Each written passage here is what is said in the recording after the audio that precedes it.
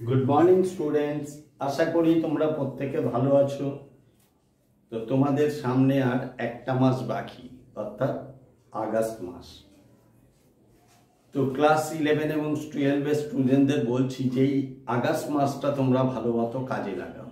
তাই আমি আবার এলাম, আমি শিবু স্যার, তোমাদেরকে কিছু ভিডিও দিতে এলাম। সেই ভিডিওর মাধ্যমে তোমাদের ছোট ছোট অঙ্কগুলো শেখাতে চাই। তোমরা শিবু স্যারের ইউটিউব চ্যানেলটা দেখবে, অনেক কিছু পেয়ে যাবে। সেকেন্ড সেমিস্টারের সমস্ত অঙ্ক 11, 12 সব পেয়ে যাবে, যে আমি ধরে ধরে বুঝিয়ে দিয়েছি কিভাবে করতে হবে। তো আজ আমি এসেছি কস্টের অঙ্ক নিয়ে, ঠিক আছে? ক্লাস 11 ফার্স্ট সেমিস্টার কস্টের দুটো সামস করাবো আজকে, ঠিক আছে? তো দেখো এখানে বলেছে, এখানে কি চেয়েছে আগে দেখো। If office overhead is 10% of work cost এর 10% হলো অফিস ওভারহেড, ঠিক আছে? কিছু ইনফরমেশন দেওয়া আছে, ইনফরমেশন থেকে অফিস ওভারহেড কি করে তোমরা বার করবে।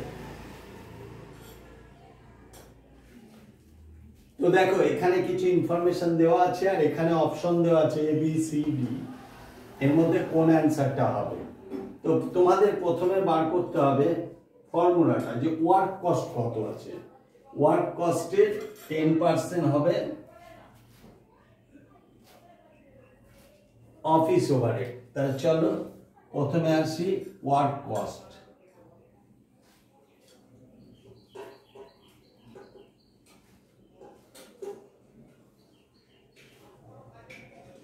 ওয়ার্ক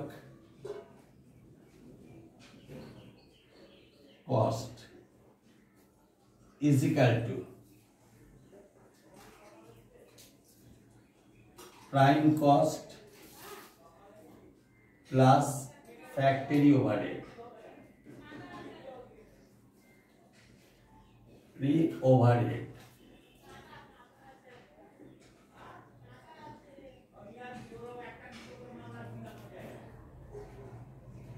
তাহলে দেখো প্রথমে ওয়ার্ক কস্ট হলো prime cost plus factory overhead, সেটা বার করব। প্রাইম কস্ট কত আছে? 40,000, ঠিক আছে?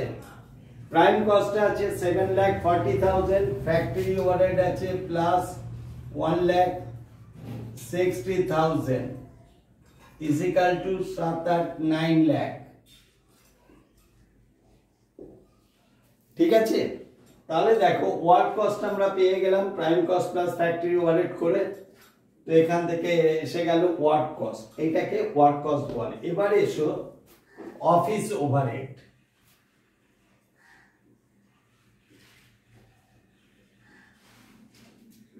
Office overhead, office overhead is equal two 10% of work cost, 10% of work cost। তাহলে work cost বেরিয়ে গেছে 9 lakh into 10% is equal to 90,000। তাহলে দেখো 90,000 বেরিয়ে গেল ওয়ার্ক, এটা অফিস ওভারহেড, ঠিক আছে? তো এখানে অপশন দেখো 90,000 আছে কিনা, সি, ঠিক আছে? তাহলে দেখো অঙ্কে 90,000 বেরিয়ে গেল office overhead, option C, C answer হবে। তোমাদের এইরকমই ছোট ছোট অঙ্ক দেবে কস্টের এমসিকিউতে। তারপরে এসো 2 নম্বরটা। 2 নম্বরটা কি করে করবে? Calculation prime cost from the following information. নিচের ইনফরমেশন গুলো থেকে প্রাইম কস্ট বার করবে। কি করে বার করবে? লেখো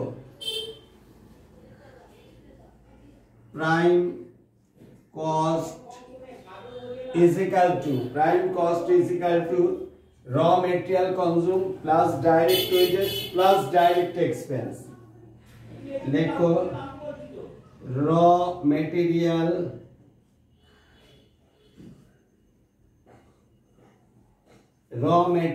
consumed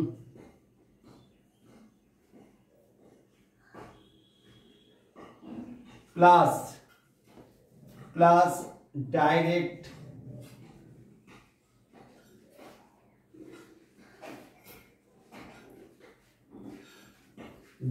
wages plus direct expense,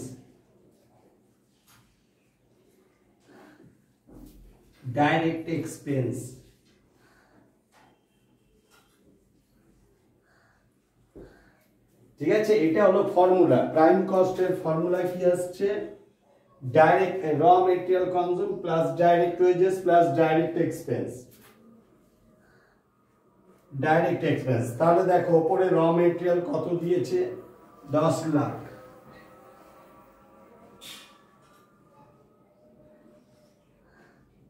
plus direct wages কত আছে? 4 লাখ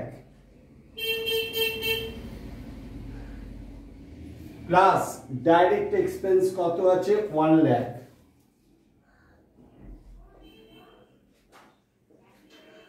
is equal to 10 4 14 একে 15 লাখ 15 লাখ। ঠিক আছে। তাহলে দেখো এখানে যেটা চেয়েছে প্রাইম কস্ট কত হবে? 15 লাখ। অপশন দেখো, অপশন এতে আছে 20 lakh, option B 15 lakh, option C 15 lakh.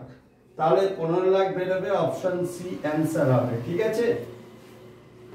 তাহলে আশা করি আমি তোমাদের বোঝাতে পারলাম। তোমরা ঠিক এইভাবে প্র্যাকটিস করো। ছোট ছোট অঙ্ক কস্ট শীটের ক্লাস 11 সেমিস্টার 1 এ এই ছোট ছোট অঙ্কগুলো আমি দিতে থাকবো, কারণ পড়ার জিনিসটা তোমরা পড়ে নিতে পারবে, আমি দিলেও পড়বে, তোমরাও নিজেরা বই থেকে পড়তে পারবে। কিন্তু ছোট ছোট অঙ্কগুলো অসুবিধা অনেকের হয়, সেগুলো আমি দিয়ে দেবো, তোমরা ভালো করে বুঝে নেবে। আর সব বন্ধু বান্ধবদের শিবু স্যারের ইউটিউব চ্যানেলটা শেয়ার করে দিও, যাতে বন্ধু বান্ধবরাও এই সুবিধাগুলো পেয়ে থাকতে পারে।